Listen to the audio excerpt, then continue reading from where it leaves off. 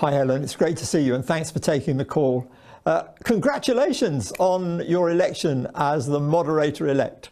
I'm really looking forward to serving alongside you this year, and then of course you'll be taking over from me completely in April 2022, which is something I'm looking forward to, not just because I'll be handing over, but because I know that you're going to do a great job as a moderator. I think this is the first time in the whole of the 80 years of Free Churches group history that we've actually had a takeover that has enabled us to work side by side. So I'm really excited about that. Tell me, what are you particularly looking forward to in your upcoming role as moderator? Thank you. There's lots, but I think principally that opportunity of learning more about some of the churches who belong to the Free Churches group, who I might know a little bit about, I might have encountered them briefly in the past, but actually getting to know them at greater depth and becoming aware of what their interests and concerns and passions are. I do believe that the diversity of the Christian church is a gift from God, not something to be anxious about. And I'm looking forward to exploring it and learning more from those who belong to the Free Churches group. Well, there's plenty of scope. I mean, with 26 denominations and growing, I'm glad you've got a term of office that's long enough to get to know everybody. So that's really good. I've enjoyed that aspect too. I think it's been one of the real privileges of the post that I've held for 2 rounds, actually. So I've had plenty of time to enjoy the whole mix of people. And for me, I'd got links into various of these denominations, but others I didn't know. So it was really exciting. Now, you've got quite an interesting background, Helen, that you're bringing to the role. Tell us a little bit about that. Yes, I was born in North Yorkshire. I was born into a Christian family, to a family of Methodist preachers.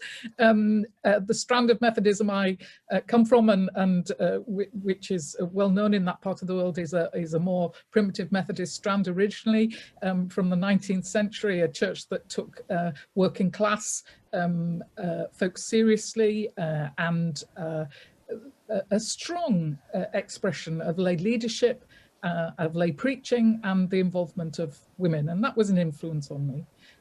I trained as a physiotherapist, and I did that in Edinburgh, so I experienced Scottish Methodism and Scottish church life for a period of time then, and that was fun.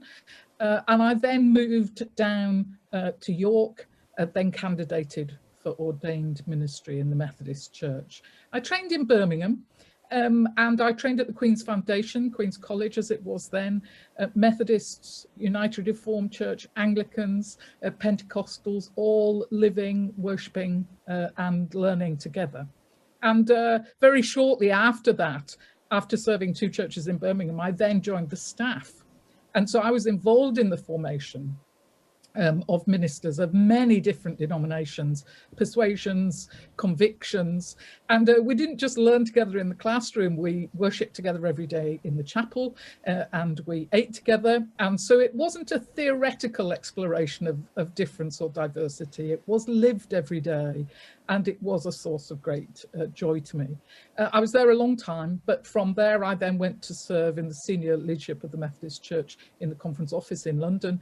And then from there I came to be chair of a very large district of the Methodist Church Northampton. So as you will hear from that recital, I have moved around quite a bit. I do know what it is to be itinerant, but I think there are common strands around enjoying diversity, not being anxious or threatened by difference, and also a deep desire to learn more through my brothers and sisters about what they are convicted by or passionate about.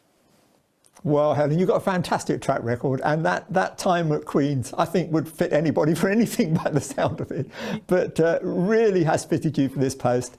It's a joy to know you. It's a joy to be working with you this year, and I know that I'll be handing the Free Churches group over to very safe hands, which is a real joy to me. So thank you for taking the call, and thank you for this time together. Thank you, Hugh. It's a huge privilege.